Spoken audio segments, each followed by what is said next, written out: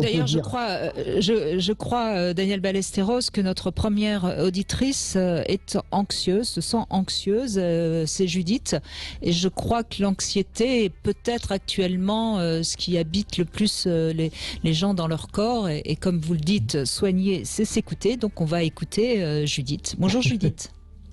Oui, bonjour Daniel Ballesteros, bonjour Brigitte. Bonjour Judith. Je respire un bon coup pour essayer de me calmer. Respirer. Ça c'est le trac. Ça c'est pas l'anxiété, c'est le trac. Quoique cela dit, le trac c'est un peu de l'anxiété quelque part. Oui, tout à fait. Voilà. C'est la peur de l'avenir. C'est la peur de l'avenir. Le trac. Donc, disons que pour la situation actuelle n'arrange pas du tout les choses. Donc, c'est vrai que j'ai une bouffée d'anxiété, de trac, de stress, de tout le mélange. Mais c'est votre nature habituelle de l'anxiété, Judith? Ah non, j'étais calme, cool, et puis depuis, je pense que depuis l'année dernière. D'accord, donc c'est bien la situation actuelle qui a provoqué cette anxiété chez vous. Voilà. Mais donc, rassurez-vous, c'est pas rassurant, mais en tout cas c'est assez commun actuellement. Hein. L'anxiété, ça fait partie vous faites partie de nombreuses personnes. Je crois, j'ai pas exactement les chiffres, mais j'avais vu ça récemment, Daniel Ballesteros. Il y a à peu près 30% de gens actuellement qui sont plus anxieux, plus stressés à cause de la Covid. Vous êtes à peu près d'accord avec ce chiffre? Oui. C'est énorme, 30%. Et d'ailleurs, cette anxiété mène souvent à la déprime, à la dépression. Vous voyez, parce qu'il faut reconnaître une chose, l'anxiété est normale. C'est notre système de base de décodage, de décodement de l'environnement. C'est-à-dire que si on n'avait pas l'anxiété, on ne saurait pas ce qui se passe autour de nous. Ce qu'il ne faut pas, c'est que ça devienne quelque chose de bloquant. Voilà. D'accord, mais Daniel Ballesteros, c'est quoi l'anxiété? C'est une peur assez indéfinie qui nous habite. On ne sait pas très bien de quoi on a peur, mais c'est ça l'anxiété finalement. Alors l'anxiété, je vais répondre dans l'autre sens. L'anxiété, c'est un manque de sérénité et d'harmonie en nous. C'est-à-dire qu'à partir de ce moment-là, on laisse une espèce d'ouverture psychologique qui fait qu'on va recevoir une anxiété qui va dépasser l'anxiété dont on a besoin tous les jours. Actuellement, vous comme moi, on décode par une anxiété à bas bruit tout ce qui se passe autour de nous, y compris ce qu'on se dit. Vous voyez ce que je veux dire? L'anxiété normale. Ce qu'il ne faut pas, c'est que ça devienne quelque chose qui nous déborde. Et là, on va quitter la sérénité, l'harmonie, et ensuite, on va passer aux autres émotions dont vous avez très bien parlé. Alors, on va passer à la peur, on va passer à la déprime, on va passer aux bouffées d'angoisse, etc. Donc, on va passer de l'anxiété à l'angoisse. Et là, comme on passe de la déprimette, si vous voulez, à la déprime, vous voyez ce que je veux dire? Tout ça, c'est des systèmes normaux. Mais dans le temps, effectivement, ça peut construire un état émotionnel d'anxiété qui, cette fois-ci, devient dangereux, entre guillemets, pour l'organisme. Ce qui semble donc être votre cas, Judith. Restez avec nous, respirez encore un bon coup et on vous redonne la parole dans un instant. Nous sommes en compagnie de Daniel Ballesteros, médecin, conférencier et auteur de nombreux livres dont Se soigner, c'est s'écouter ou L'amour, c'est bon pour la santé. L'anxiété, c'est pas bon pour la santé. Et Judith, vous avez déjà peut-être un peu mieux compris avec ce que nous dit Daniel, en quoi votre anxiété justement est un petit peu gênante. Oui, j'ai compris ce qu'il a dit, mais disons que cette anxiété favorise une certaine fragilité. Et la fragilité, je vais dire quelque chose de bien simple. Je regarde un film, par exemple, je me mets à pleurer. Alors que je n'étais pas comme ça avant. Ça déclenche une hypersensibilité, c'est ça. Ça déclenche une hypersensibilité qui fait qu'on reçoit de plus en plus fort les messages de l'extérieur. On n'a pratiquement plus de filtres. Et à partir de ce moment-là, on va avoir des bouffées d'angoisse et qui vont nous mener à une autre émotion qui est la peur, qui nous mènera éventuellement quand on essaiera de résister à la colère. Et puis tout ça se terminera par la tristesse. Alors, le problème, c'est que la tristesse en médecine chinoise, c'est exactement ça. Oui, c'est le processus normal. D'ailleurs, c'est le cycle du deuil aussi. Quand vous perdez quelqu'un, vous passez par ce qui est terrible, Daniel, je fais tout de suite comme ça le lien sur le plan symbolique, c'est que la tristesse, elle régit les poumons. Et quand on sait que la Covid attaque les poumons, on est dans un cercle vicieux là. Oui, absolument, exactement. Pour les Chinois, c'est poumon, gros intestin, c'est poumon et côlon. C'est-à-dire qu'il faut aussi faire attention à notre microbiote. Vous connaissez le microbiote, il joue un rôle aussi dans notre bonne santé émotionnelle. Donc actuellement, les gens qui ont des problèmes, disons, dus au Covid ou à la Covid, feraient bien aussi de surveiller leurs gros intestins pour prendre des produits, de la flore, etc. Donc actuellement, est-ce que c'est parce que la société est triste que le Covid s'est développé, ou est-ce que c'est le Covid ou la Covid qui rend la société triste? À mon avis, c'est un petit peu dans les deux sens. Vous voyez, c'est le serpent qui se mord la queue. Plus on parle du Covid, plus il y en aura. Hein. Ça, je vous le dis tout de suite. La preuve, c'est que malgré tous les efforts qu'on a fait de confinement, il y en a toujours, et on repropose de nous reconfiner. Donc, il y a quelque chose qui ne va pas là. Hein. Je pense qu'un jour, il faut arrêter d'en parler, ça solutionnera beaucoup de choses. C'est pas l'histoire de casser le thermomètre pour pas avoir de fièvre, mais c'est quand même d'arrêter de dramatiser tous les jours tant de morts, tant d'hospitalisations. Donc au bout d'un moment, ça rentre dans l'anxiété et puis ça rentre dans la tristesse. C'est évident. Oui, rappelons que 99% de gens guérissent de la Covid. Oui. Alors Judith, vous connaissez cette expression être à fleur de peau? Exactement, très bien. Et ben c'est un peu ça, hein. L'anxiété, ça enlève peut-être, j'allais dire l'épiderme qui nous protège un petit peu de tous les aléas extérieurs, et donc on se retrouve à fleur de peau.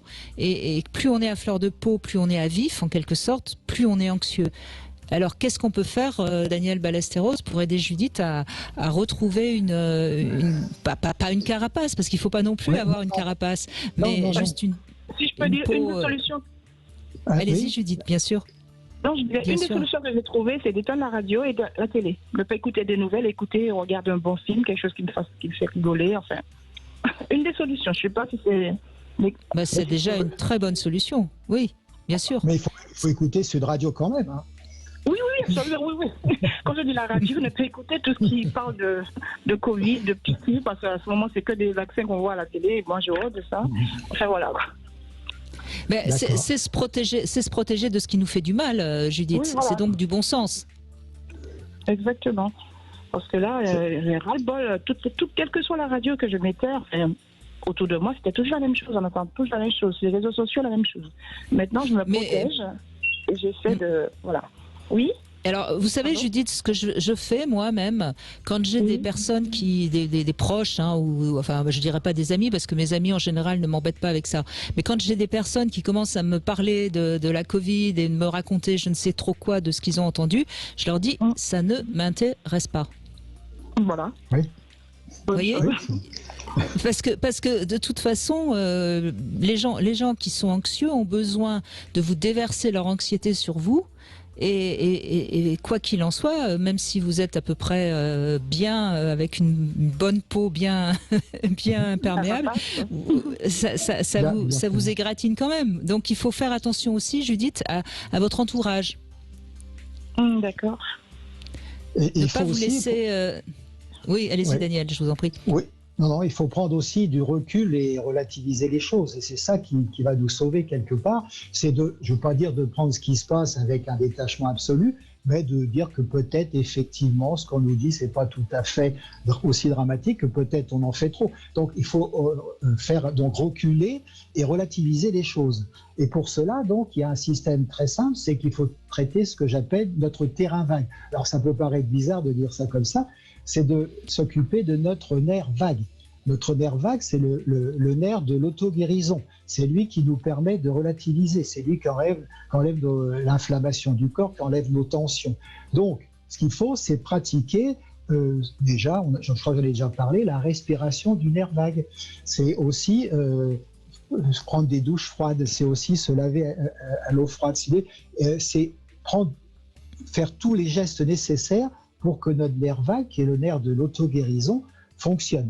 Alors, comment on peut faire avec le nerf vague? Il y a une respiration dont j'ai déjà parlé, je crois, qui est la respiration vague, qui consiste à inspirer sur un temps numéro 9, si vous voulez, respirer en comptant jusqu'à 9, laisser la respiration bloquée 3 secondes et souffler sur 12 ou 14, beaucoup plus longtemps, et bloquer aussi sa respiration sur 3 temps. Pourquoi? Parce que la respiration, c'est pas inspirer, expirer, c'est 4 temps.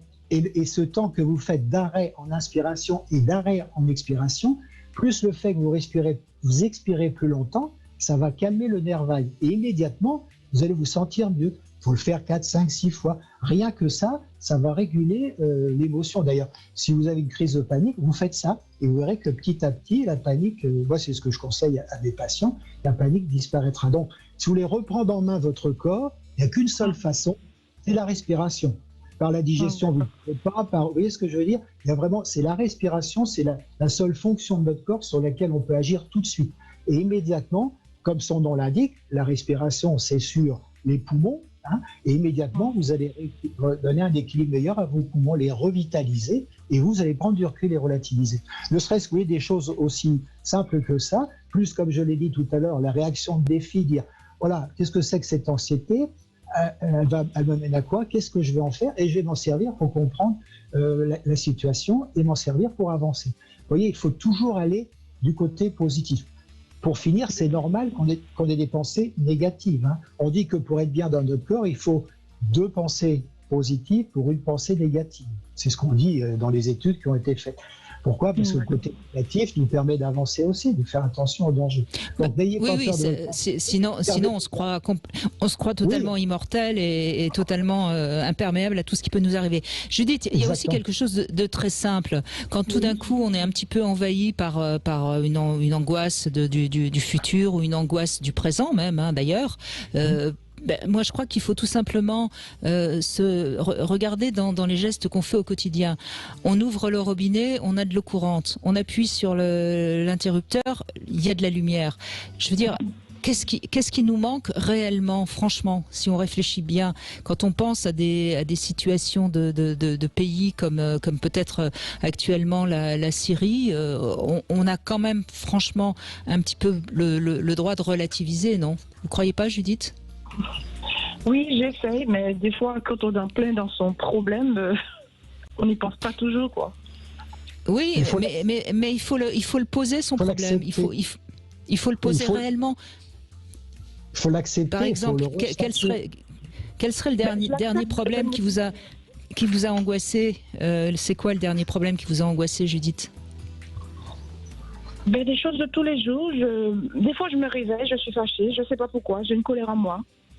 Et j'avance pas, j'ai les 2 pieds, comme on dit, dans la même chaussure. Il y a quelque chose qui me bloque. Mais il faut peut-être aller la chercher, cette colère, sur quoi elle repose. Est-ce que c'est par rapport à quelque chose que vous n'avez pas complètement guéri de votre enfance, votre adolescence, de votre dernière relation amoureuse?